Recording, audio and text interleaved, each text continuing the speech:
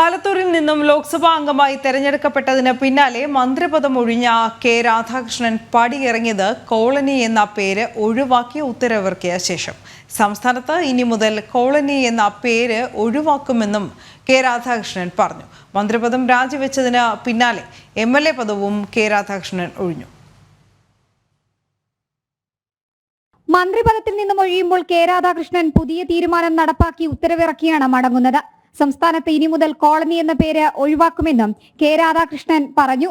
നിലവിൽ വ്യക്തികളുടെ പേരിലുള്ള സ്ഥലപ്പേര് മാറുന്നതിന് പകരം അതിനോടൊപ്പമുള്ള കോളനി മാറി നഗർ, ഉന്നതി, പ്രകൃതി എന്നിവയാകും കൂടിച്ചേരുക. കോളനി, ഊര്, സങ്കേതം എന്നിവ ഒഴിവാക്കാനും തീരുമാനിച്ചാണ് ഉത്തരവ്.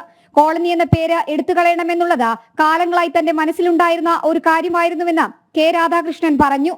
കോളനി എന്ന പദം അടിമത്തത്തിന്റേതാണെന്നും മന്ത്രി വ്യക്തമാക്കി. അതായത് കോളനി എന്നുള്ളത് ഞാൻ നേരത്തെ മുതൽ തന്നെ ആഗ്രഹിച്ചൊരു കാര്യമാണ്. ഈ കോളനി എന്ന് പറയുന്നത് ഒരു അടിമത്തത്തിന്റെ ഒരു സിമ്പലായിട്ടാണ്. അത് ആ കോളനി എന്നുള്ള പേര് മാറ്റണം എന്നുള്ളത് നമ്മൾ നിരവധി ഘട്ടത്തിൽ ചർച്ച ചെയ്താണ്. എന്തായാലും ഈ ലാസ്റ്റ് മൊമെന്റിൽ കോളനി അബോളിഷ് ചെയ്യാൻ വേണ്ടി കോളനി എന്നുള്ള വാക്ക്. താൻ മന്ത്രിപദത്തിൽ നിന്നും പടിയിറങ്ങുന്നത് പൂർണ്ണ തൃപ്തനായാണ്. സംസ്ഥാനത്തിനായി പരമാവധി കാര്യങ്ങൾ ചെയ്തിട്ടുണ്ട്.